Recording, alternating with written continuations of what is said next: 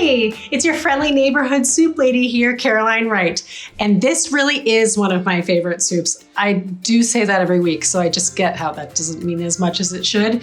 But when I was sick a bunch of years ago before I started Soup Club, people brought me a lot of lentil soup, and it was like this beautiful time where, it was like early spring where you still had to like throw a sweater on to walk outside. And Seattle is like the most beautiful place in springtime. We have all of this amazing just flowers everywhere and like signs of life. And I was, in treatment for brain cancer. So I was just like feeling really, really inspired by just like all of this bounty and life and joy around me. And so I wanted that kind of like shoulder season of, early spring and the beauty of like life and a lentil soup to come together. So I threw all of my favorite things into a pot, and this is the lentil soup I came up with. I call it springtime lentil stew.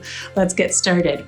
So it's a simple soup. It actually starts with a cool sort of roasting of ingredients that you blend, a whole bunch of scallions, both greens and whites, some carrots that you peel and cut into like just little coins, a couple of cloves of garlic go into this blend, and we put that with these 2 pints of baby tomatoes.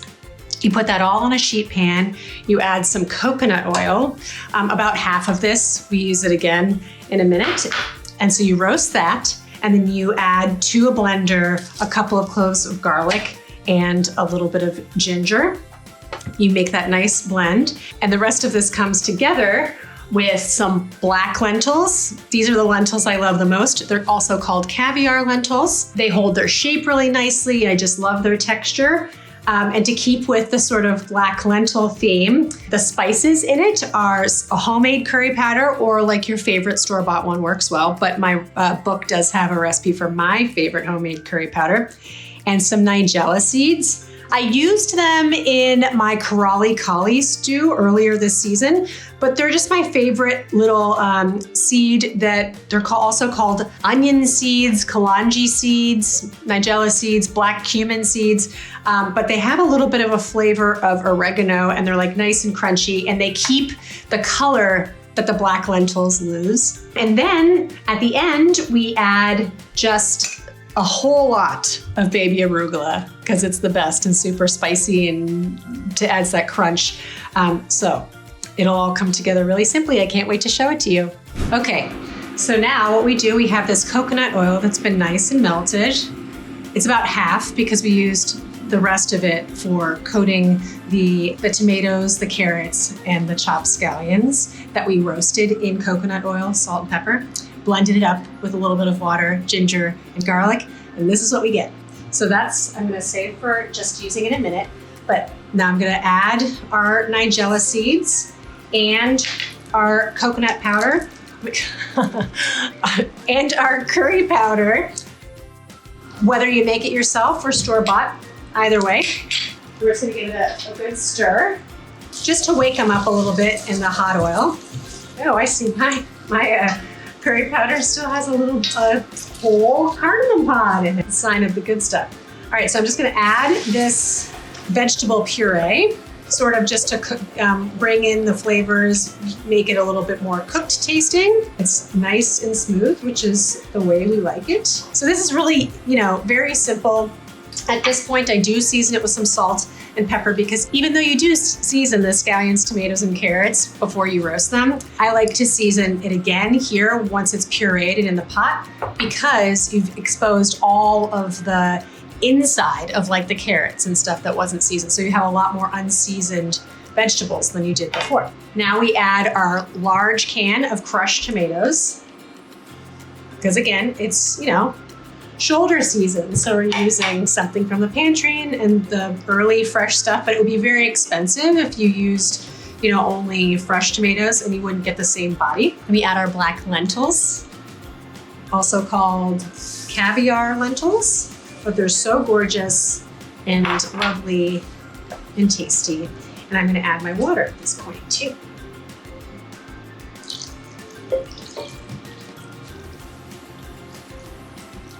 I'm gonna give it a stir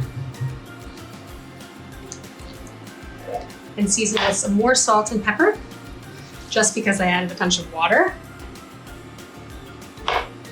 Now I'm going to bring it to a boil. And then I'm going to reduce to a simmer and just simmer until those lentils are tender. You'll see that it like gets nice and thick, and then we do the next step. All right, so here we go. You can see it's thickened up nicely, and the lentils, unfortunately, they don't stay black. But that's why I added the nigella seeds, because it still kind of gives a hint of that same flavor. And then, now that it's cooked, what we do is add a whole 5-ounce container of like wild baby arugula. I love arugula. And actually, you can turn off the heat to do this, because it'll wilt as soon as it gets in here. And it's not even really like to simmer it or overcook it or anything. You're really just stirring it in to wilt it. I do it by the handful. It's really tasty. All right, so then 2 cool things happen still. We finished with some coconut cream. And if you want to be fancy, because it does have caviar lentils in it, it's super fancy, we can add half of it and then save some at the end to put on your bowl. It makes it look kind of cool, because the different densities make it stay separate, sort of like latte art or something. But anyway, I'm gonna add half of it. We can decide, okay? And there we go. It's so delicious. I just love all the like coconut, curry, nigella seeds. And then we also finish with some lime juice, just squeezed from a lime. Obviously, I'm silly today. Okay, so I'm gonna give this a try. See what it needs.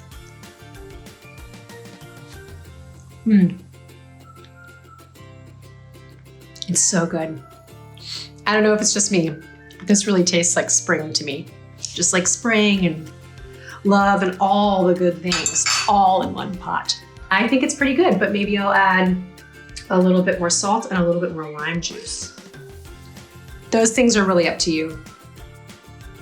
It's always fun. Once you have wilted or arugula in the mix, it always ends up being like trying to get it off your spoon in the right way. It's not the daintiest thing, but I really do love how it tastes. All right, so I'm just gonna taste this again to make sure I did it right, and then, make up a bowl.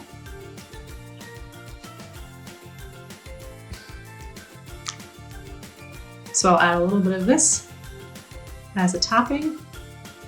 And if I was extra fancy, I would have saved some of those tomatoes that I roasted and put some on top.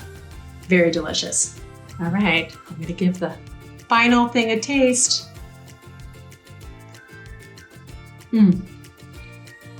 Like I said, it really tastes like spring to me.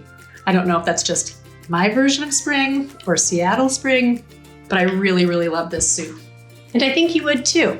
It's in my first soup book called Soup Club. It tells the story of how I made my soup club. If you pick up a copy, you'll be able to join here every week. I alternate between my first and my second soup books and all of my soups this season. This one is my Seattle Springtime Lentil Soup. It's on page 97 of Soup Club.